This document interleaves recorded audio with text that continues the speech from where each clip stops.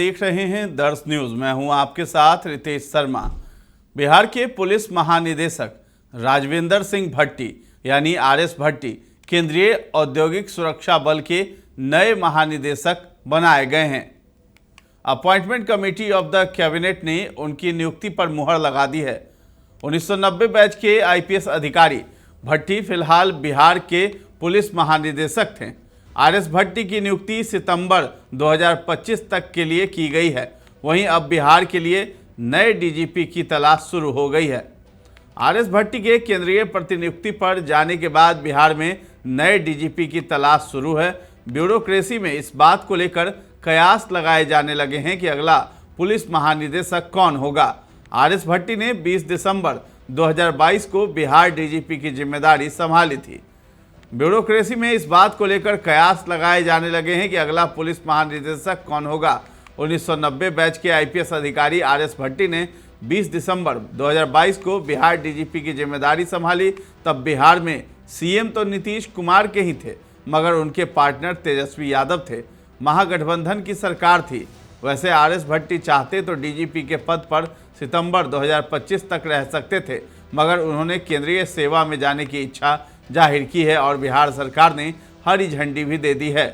लिहाजा अब नए डीजीपी की तलाश शुरू हो चुकी है। ब्यूरोक्रेसी लॉबी की माने तो आलोक राज, शोभा अहोतकर और विनय कुमार रेस में शामिल है।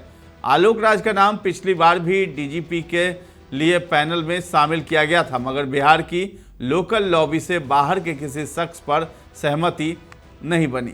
फिर आरएस भट्टी को बीएसएफ से लाकर बिहार में डीजीपी बनाया गया। बिहार कैडर 1990 बैच के आईपीएस अधिकारी आरएस भट्टी की विदाई के साथ ही राज्य के नए डीजीपी की तलाश भी तेज हो गई है। सूत्रों के अनुसार वर्तमान में बिहार पुलिस भवन निर्माण निगम के डीजी सह सीएमडी विनय कुमार 1991 बैच के हैं। नए डीजीपी की रेस में सबसे आगे हैं। इसके अलावा निगरानी के डीजी आलोक राज 1989 बैच के हैं और बिहार गृह रक्षा वाहिनी एवं अग्निशमन सेवाओं की डीजी शोभा अहोतकर 1990 बैच की हैं और डीजीपी की रेस में ये भी शामिल हैं। आलोक राज के बारे में पहले जान लेते हैं। बिहार में नए डीजीपी को लेकर अटकलों का बाजार गर्म है। कभी पहले नंबर पर चलने वाले बिहार विजिलेंस ब्यूरो के डीजी आलोक राज रेस में पिछड़ते दिख रहे हैं। 1989 बैच के आलोक राज पावर जोन में कैलकुलेशन गड़बड़ा जाने से पिछली बार डीजीपी बनते बनते रह गए थे। तब नीतीश कुमार के साथ पार्टनर के तौर पर लालू यादव की पार्टी थी। इस बार लालू तेजस्वी तो नहीं है, मगर इस बार भी इनकी गोटियां ठीक से सेट नहीं हो पा रही हैं। बताया तो यहाँ तक जा रहा है कि इस बार उन्होंने खुद को ही पीछे कर लिया है। शोभा अहोतकर 1990 बैच की तेज तर्रार आईपीएस शोभा अहोतकर फिलहाल बिहार होमगार्ड और फायर ब्रिगेड की डीजी हैं। शोभा अहोतकर कड़क मिजाज के लिए जानी जाती हैं। डीजीपी की रेस में शोभा अहोतकर को लेकर भी अटकलें लगाई जा रही हैं। हालांकि इनका विवाद आईपीएस विकास वैभव के साथ काफ़ी सुर्खियों में रहा था। बताया जाता है कि तब ब्यूरोक्रेसी लॉबी ने शोभा अहोतकर का साथ दिया था। शोभा अहोतकर को हंटर वाली लेडी आईपीएस अधिकारी के रूप में भी जाना जाता है। विनय कुमार बिहार के नए डीजीपी बनने के रेस में सबसे आगे चल रहे हैं। आईपीएस विनय कुमार 1991 बैच के अधिकारी हैं। फिलहाल बिहार पुलिस भवन निर्माण निगम के डीजी पद पर तैनात हैं। एडीजी लॉ एंड ऑर्डर के पद के अलावा लंबे समय तक एडीजी सीआईडी के पद पर भी रह चुके हैं।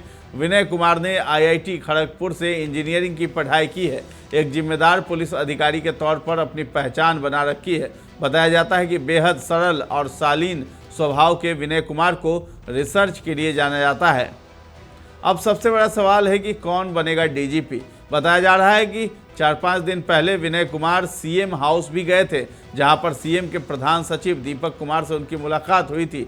हालांकि मुलाकात को लेकर जो जानकारी मिली उसके मुताबिक झंझारपुर में बन रहे एक थाने को लेकर विवाद बताया गया था, मगर इतनी छोटी बात पर डीजी को सीएम हाउस बुलाया जाना किसी को हजम नहीं हुआ।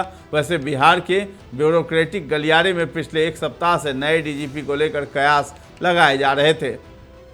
कब होगा नए डीजीपी का नाम तय?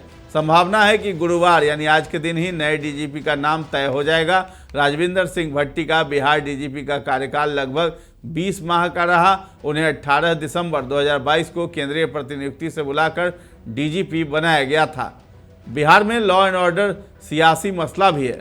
बिहार में लॉ एंड ऑर्डर शुरू से ही सियासी मसला रहा है। जो भी पार्टी विपक्ष में रहती है वो कानून व्यवस्था के बहाने सरकार को घेरती है। जब आरएस भट्टी डीजीपी बने थे तो तेजस्वी यादव डिप्टी सीएम थे। अब वो विपक्ष में आ गए और अपराध के आंकड़ों के जरिए सरकार को निशाना बना रहे हैं। 15 अगस्त के बाद तेजस्वी यादव यात्रा पर निकलने वाले थे।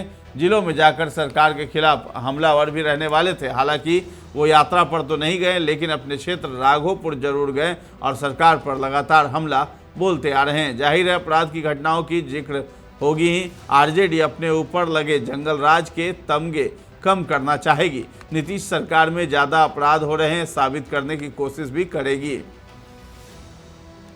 गौरतलब है कि बिहार के डीजीपी आरएस भट्टी को बुधवार को केंद्र सरकार ने सीआईएसएफ का महानिदेशक नियुक्त किया, तो वहीं आईपीएस दलजीत सिंह चौधरी को बीएसएफ का महानिदेशक बनाया है। दलजीत चौधरी वर्तमान में एसएसबी के महानिदेशक के तौर पर अपनी सेवा दे रहे थे, अब बीएसएफ की कमान संभालेंगे। बता दें कि आरएस भट्टी बिहार के पहले ऐसे डीजीपी हैं जिन्हें केंद्र सरकार ने किसी मिलिट्री एजेंसी की कमान थमाई है। आरएस भट्टी बेहद कड़क मिजाज के पुलिस अधिकारी माने जाते हैं। तो फिलहाल इस खबर में इतना ही है। दर्श न्यूज़ के साथ बने रहें और अभी तक हमारे चैनल को आपने सब्सक्राइब नहीं किया है तो जरूर कर लें। धन्यवाद।